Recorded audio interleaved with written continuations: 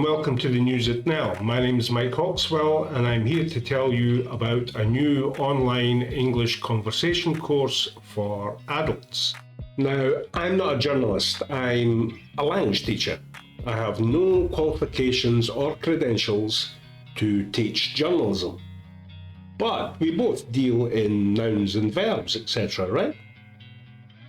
The idea behind this course, though, is to offer a space to English language learners with a common interest in current affairs to openly and honestly discuss them in a civil and respectful way. And if you think about it, it's the kind of conversation that is pretty much essential in making a healthy democratic culture possible. And it also offers the opportunity to build your vocabulary and confidence speaking English at the same time. And it's an ongoing course of one-off lessons on a different news story for each lesson. So no need to book 12 or 20 lessons in advance. Every 2 weeks or so, or however often I can find a story and material good enough to use, we'll post an English language news story, spoken or written, with an associated language task. Maybe even an exam type question, like this one. And if the story interests you, whether you know something about it or not, you can sign up for a live online conversation lesson on that story. And these will usually be structured something like a long-form speaking test, with me and up to 5 other students from around the world. The idea being hard talk in practice, easier exam on the day. Every student's first lesson is free, which is one-to-one and allows me to know you a bit, including your level, and for you to meet me before joining a group session.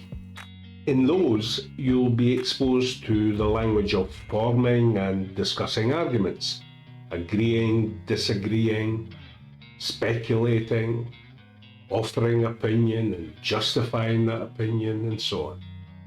All the stuff they look for in most tests. While at the same time developing your speaking skills generally and building your confidence. And hopefully with more interesting examples than these. And that's it. That's roughly how it will work. For those interested, I strongly recommend you check out the introduction video to Not Only But Also, where you'll learn something about the kind of conversation we're looking to have. For the rest of this video though, I'd like to talk a bit about journalism and how I approach this course. Now you can see here from Cambridge, from B2 level up, there are no word lists for students to study. No guide telling you to learn these nouns or those verbs, this idiom or that phrasal verb. You need to develop a broad vocabulary for the level you hope to attain. And it's a large vocabulary, some say the biggest of them all. So if you were looking to broaden your vocabulary with authentic language in current use, where better to look than journalism? The news, right? What English speakers are listening to, reading, talking about around the planet. So, the news at NELL. Not a course for journalists, but a language course for consumers of journalism. Now, sitting comfortably, I think most would agree that journalism in a modern, complex, democratic society has a special role. I mean, the business of journalism is not like the business of selling furniture. Furniture might be important for your comfort right now, but it isn't central to the maintenance of democracy. I mean, journalism does a lot of things, like give you the weather, sports results, yeah? But are the sports scores essential for democracy? Not really. I mean, you might care who won the game, But that's not crucial information for making democratic decisions, right? Then there's advice columns, recipes, comics, much of which can be found in your English exams. But these aren't central to journalism's democratic mission either. They're just entertainment. It isn't about the ability to entertain or amuse you that's important about journalism, but it is something to do with maintaining a healthy democratic culture. How does that work? Well, here's 3 quotes that I think illustrate some of the key points.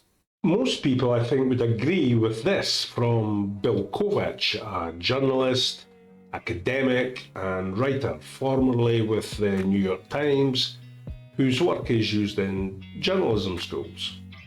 He says, "The journalist's role is to inform the public about issues so people can make the right decisions for their lives."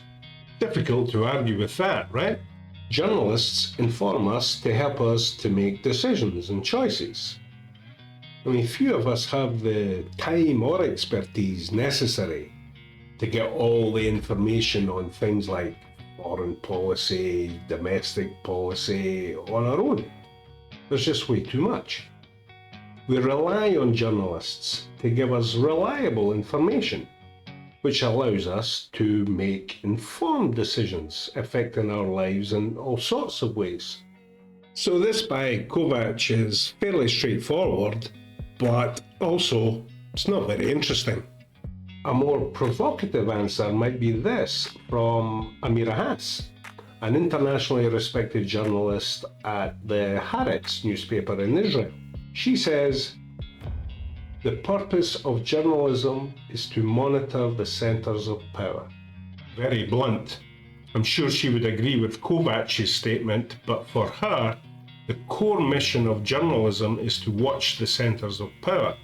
And as we all know, power, or those with power, often abuse it. Every society has a concentration of power, and many of you will be familiar with the old saying, "All power corrupts, and absolute power corrupts absolutely." Now, power generally rests with your government, and in our time, the economic power of huge multinational corporations, both of which make decisions affecting literally millions of lives every day. Now, this last quote is from Gandhi. Now, most people think of Gandhi as the activist and thinker, the liberator of India from the British Empire. But he was also a journalist in his early years, and he had this to say about the role of journalism. "One of the objects of a newspaper is to understand the popular feeling and to give expression to it. Another is to arouse among the people certain desirable sentiments. And third is to fearlessly expose popular defects." So this is a bit different. Gandhi is saying that the role of journalists is to go out and discover what's on people's minds and to express it.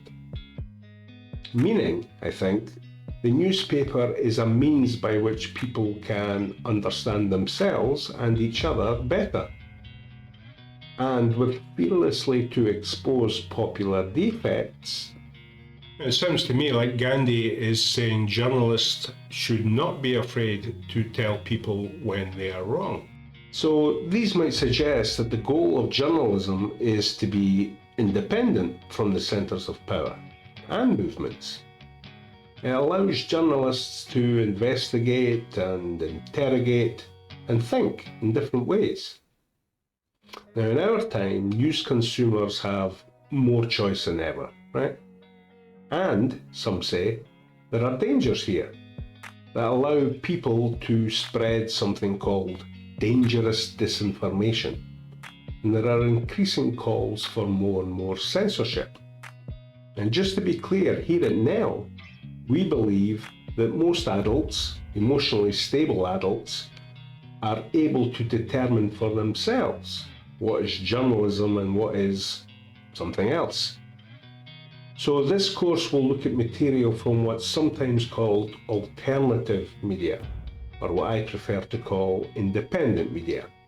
So not from the BBC in my country or CNN in the US, for example, what's usually referred to as mainstream media. Though we might and probably will compare the two. And the discussions we have will often involve trying to reach agreement on some aspect of the material.